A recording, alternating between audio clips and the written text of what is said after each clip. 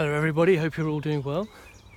It's Tuesday afternoon here in the UK, and today I'm going to ramble on a bit about a couple of my favourite horror production companies, and those would be Hammer Horror and Tyburn.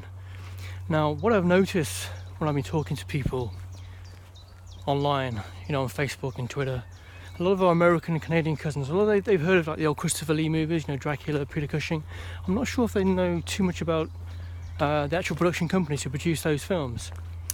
So the main two were Hammer Horror and Tyburn. Now, what I love about these films, there was a lot of emphasis put on the plot, the character. So what I mean is that you very rarely saw the creature at the very end, or you saw the creature at the very end. What I meant to say. So a lot of the horror was left to the viewer's imagination. So a good example of that would be, for example, Peter Cushing in a film called The Abominable Snowman, and also a Tyburn film called The Ghoul, where it was really about exploring the character, building up the plot. At the very end, you'd see the actual creature or the beast. And that made those films far more memorable, in my opinion. So another example would be Hammer's The Curse of the Werewolf, for example. Now, Oliver Reed was great in that film, but you very rarely saw the werewolf.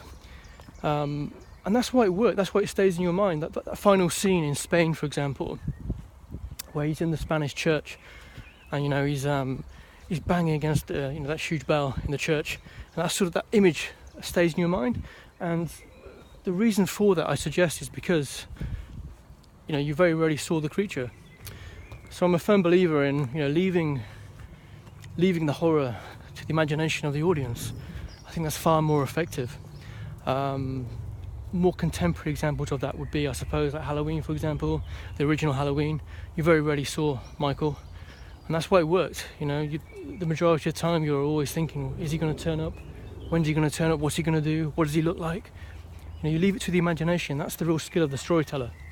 That's why John Carpenter is so good at what he did in that film.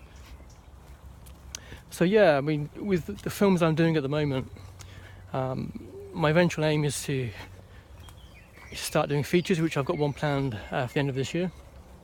And with the short films, it's really I'm trying to emphasis on telling the story first and foremost. The actual creature, the beast, it should be at the very end of the film. You don't want to shortchange the audience, but at the same time, you don't want to, engulf them with too much information. Less is definitely more, I think, with horror films. And I think a lot of modern day horror films, they forget that. And it's every scene you see a creature or something horrific, and it kind of takes away the mystery of the piece. Really, that's in my opinion. Feel free to disagree, of course. But yeah, what I'm going to do with these short horror films, I'm going to turn them into a horror anthology, and with a wraparound story. I think I probably mentioned that before. I think back in the 1970s there were loads of really great examples of that. Asylum springs to mind, for example, one of them. The House That Dripped Blood. I think that was either an Amicus or a Tyburn film production. Please feel free to correct me if I'm wrong in the comments below. But yeah, I'm here today. It's Tuesday in the UK. Show you around. I'm in a beautiful part of the country. I used to live in London for 9 years. Then I bought a house in the Midlands, where my family are from, and my friends. So I feel a lot more centred now. And now I'm, concentrating on the films, focusing on, product placements and crowdfunding and building up the business. And like I said, my eventual aim is to produce features and to build the production company, which is, of course, Black Coppers Films. So yeah, that's really what I wanted to chat about really today. But yeah, if you could like and subscribe to this channel, I'll be talking more about horror films. I think next time I'll have a chat about the old Universal horror pictures. I guess those are the American equivalents of the old Hammer and Tyburn Amicus film productions.